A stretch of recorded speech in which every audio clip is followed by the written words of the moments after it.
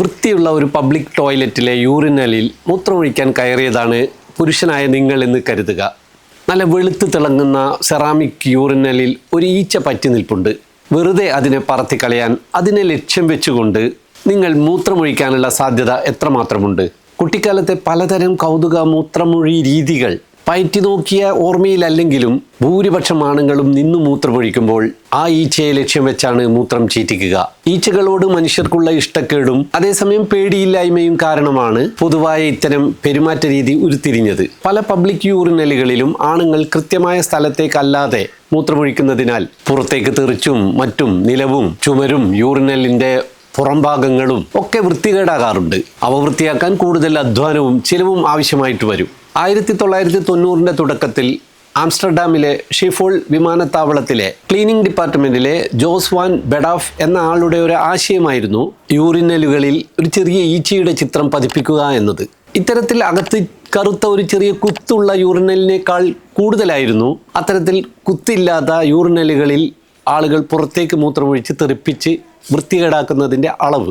പട്ടാളത്തിൽ ജോലി ചെയ്തിരുന്ന അദ്ദേഹം ഇത് മുന്നേ തന്നെ നിരീക്ഷിച്ച കാര്യമായിരുന്നു. അദ്ദേഹം ആ ആശയമാണ് ഇവിടെ പ്രയോഗിച്ചു നോക്കിയത്. അവിടുത്തെ ഉദ്യോഗസ്ഥർ ഇത്തരത്തിൽ ഈച്ച ചിത്രങ്ങൾ വെച്ചതും അല്ലാത്തതുമായിട്ടുള്ള യൂറിനലുകളിലെ മൂത്രം തെറിച്ച് വൃത്തികേടാകുന്നതിൻ്റെ തോതുകൾ പഠനവിധേയമാക്കി. അപ്പോൾ 80% കുറവാണ് ഇത്തരത്തിലുള്ള ഈച്ച ചിത്രങ്ങൾ ഉള്ളവയിൽ കണ്ടത്. അതുവഴി ശുചീകരണ ചിലവിൽ 8% കുറവുള്ളതായിട്ടും കണ്ടു. അതൊരു വലിയ തുക തന്നെയായിരുന്നു. മനുഷ്യർക്ക് പൊതുവെ ചെറിയ ജീവികളുടെ ദേഹത്ത് മൂത്രമൊഴിക്കുന്നത് ഇഷ്ടമാണ്. മനുഷ്യരെ എല്ലായ്പ്പോഴും റാഷണലായിട്ട് മാത്രം ചിന്തിക്കുന്ന ഒരു ജീവിയല്ല. ഈച്ചകളോട് പൊതുവെ വെറുപ്പാണെന്ന് മാത്രമല്ല അതിനോട് പേടിയും കുറവാണ്. കടന്നൽ, കൂറ തുടങ്ങിയ പല ഇൻസെക്റ്റുകളോടും അതുപോലെ ചെലന്തിയോടും ഒക്കെ വലിയ ഭയമുള്ളവരുണ്ട്. എങ്കിലും പൊതുവെ ആൾക്കാർക്ക് ആർക്കും ഈച്ചകളെ അങ്ങനെ ഭയമില്ല. അതുപോലെ തന്നെ ടോയ്ലറ്റുകളിൽ ഈച്ച വരാനുള്ള സാധ്യത ഉള്ളതിനാൽ തന്നെ ഈ ഈച്ച ചിത്രം ശരിക്കുമുള്ള ഈച്ചയാണെന്ന് തന്നെയാണ് പലരും ഒറ്റനോട്ടത്തിൽ കരുതുക.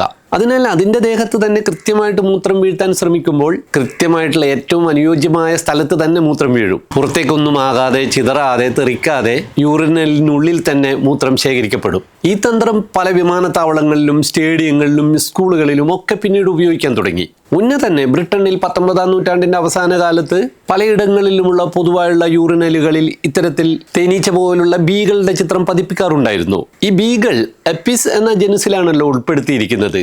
ഇത്തരം മൂത്രപാത്രങ്ങളിൽ ഈച്ച ചിത്രങ്ങൾ വന്നതോടു കൂടിയിട്ട് എപ്പിസ് എന്നതിനെ വെറും പീസ് മൂത്രമൊഴിക്കുക എന്നും കളിയാക്കി ചിലർ ഉപയോഗിക്കാറുണ്ട്. എഞ്ചിനീയറും വ്യവസായിയുമായിട്ടുള്ള തോമസ് ക്രാപ്പർ ആദ്യമായിട്ട് ഇത്തരം ബി ചിത്രങ്ങൾ മൂത്രം വീഴേണ്ട ഭാഗത്ത് യൂറിനലുകളിൽ പ്രിന്റ് ചെയ്ത് അദ്ദേഹത്തിൻ്റെ ഫാക്ടറിയിൽ നിന്നും പുറത്തിറക്കി. ആംസ്റ്റർഡാം എയർപോർട്ടിലെ യൂറിനലുകളിലെ ഈച്ച ചിത്രം എച്ചിങ് ചെയ്തതായിരുന്നു. നിർമ്മാണ സമയത്ത് തന്നെ പോർസലിനിൽ ചൂടാക്കി ഒട്ടിക്കുന്ന സ്റ്റിക്കറുമായി പല കമ്പനികൾ യൂറിനലുകൾ പുറത്തിറക്കി. മൂത്രത്തിൻ്റെ ചൂടേൽക്കുമ്പോൾ താനെ മങ്ങി മാഞ്ഞ് കാണാതാവുകയും കുറച്ച് കഴിയുമ്പോൾ വീണ്ടും തെളിഞ്ഞു വരികയും ചെയ്യുന്ന ടെമ്പറേച്ചർ സെൻസിറ്റീവ് സ്റ്റിക്കറുകൾ ചിലർ പുറത്തിറക്കി. അങ്ങനെ ഈച്ച മൂത്രപാത്രം ഒരു വലിയ വിപ്ലവമായി.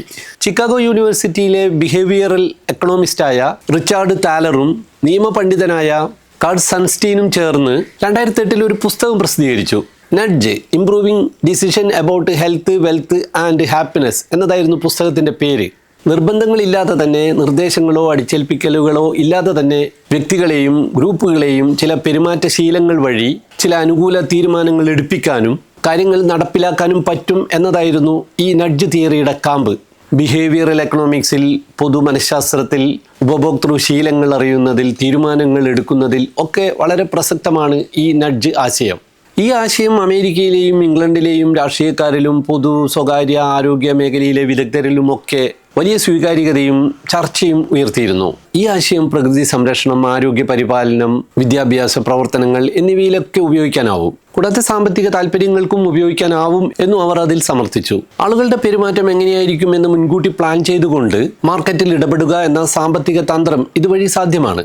ആംസ്റ്റർഡാം വിമാനത്താവളത്തിലെ യൂറിനലുകളുടെ ഈച്ചകളുടെ നേരെ തന്നെ മൂത്രമൊഴിക്കണമെന്ന് ആരും നിർദ്ദേശിച്ചിട്ടില്ലായിരുന്നല്ലോ. എങ്കിലും ഭൂരിപക്ഷം ആളുകളും അവരുടെ പെരുമാറ്റശീലം കൊണ്ട് അത് പിന്തുടർന്നു. അതുകൊണ്ട് തന്നെ നഡ്ജ് തിയറിയുടെ ഏറ്റവും മനോഹരമായിട്ടുള്ള ഉദാഹരണമായിട്ട് എപ്പോഴും ഉദാഹരിക്കാറ് ഈ ആംസ്റ്റർഡാമിലെ യൂറിനൽ തന്നെയാണ്. 2017 സാമ്പത്തിക ശാസ്ത്രത്തിനുള്ള നൊബേൽ പുരസ്കാരം ലഭിച്ചത് റിച്ചാർഡ് താലർക്കാണ്. വീട്ടിലെ ഊണ്, പ്രകൃതി ഭക്ഷണം തുടങ്ങിയ സൈൻ ബോർഡുകളൊക്കെ ഈ നഡ്ജ് തിയറിയുടെ ഒരു തരം ഉപയോഗങ്ങളാണ്. ഹോട്ടലുകളുടെ മെനു കാർഡിൽ വളരെ വില കൂടിയ ഇനങ്ങൾ ഉൾപ്പെടുത്തിയിരിക്കുന്നത് ഇത്തരത്തിലുള്ള ഒരു തന്ത്രത്തിൻ്റെ ഭാഗമായിട്ടാണ്. അത് നമ്മൾ വാങ്ങാൻ ഉദ്ദേശിച്ചല്ല. അതിന് താഴെ അതിലും വില കുറഞ്ഞ ഭക്ഷണ പദാർത്ഥങ്ങളുടെ ലിസ്റ്റ് ഉണ്ടാകുമ്പോൾ അതിലേറ്റവും കൂടിയതിന് പോലും വില കുറവാണ് എന്ന തോന്നൽ നമ്മളിൽ ഉണ്ടാക്കി അത് ഓർഡർ ചെയ്യിപ്പിക്കുക എന്ന തന്ത്രം. സ്റ്റോക്ക്ഹോമിലെ സബ്വേകളിലെ എസ്കലേറ്ററുകൾക്ക് പകരം പടികൾ ഉപയോഗിക്കാനുള്ള ആരോഗ്യശീലം ആളുകളിൽ ഉണ്ടാക്കാൻ വേണ്ടിയിട്ട് പടികളുടെ കട്ടകൾ പിയാനോ പോലെ ഡിസൈൻ ചെയ്ത് നോക്കിയിട്ടുണ്ട്. ഓരോ സ്റ്റെപ്പിലും ചവിട്ടുമ്പോഴുണ്ടാകുന്ന സംഗീതം അത്തരത്തിലുള്ള സ്റ്റെപ്പുകളിലൂടെ ചവിട്ടി കയറാൻ വേണ്ടി ആളുകളെ പ്രോത്സാഹിപ്പിക്കും, പ്രേരിപ്പിക്കും, ആളുകളെ നിർബന്ധിക്കാതെ തന്നെ. സ്കൂൾ കഫേകളിലൊക്കെ കുട്ടികളെ കൊണ്ട് ജങ്ക് ഫുഡുകൾ വാങ്ങിപ്പിക്കാതിരിക്കാൻ വേണ്ടിയിട്ട് അവ അപ്രസക്തമായിട്ടുള്ള ഇടങ്ങളിൽ ഡിസ്പ്ലേ ചെയ്യും. അതേസമയം ഐ ലെവലിൽ പഴങ്ങളും അതുപോലെയുള്ള ആരോഗ്യകരമായിട്ടുള്ള ഭക്ഷണങ്ങളും ഡിസ്പ്ലേ ചെയ്യും. ഇതൊരു നഡ്ജ് തിയറിയുടെ ഉപയോഗമാണ്. അതായത് ജങ്ക് ഫുഡുകൾ നിരോധിക്കാതെ, പഴങ്ങൾ കഴിക്കാൻ അവരെ നിർബന്ധിക്കാതെ, അവരറിയാതെ തന്നെ അവരുടെ ശീലങ്ങളെ ഉപയോഗിക്കുക എന്ന രീതി.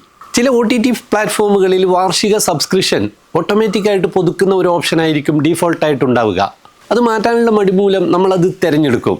അതൊരു നഡ്ജ് തന്ത്രമാണ്.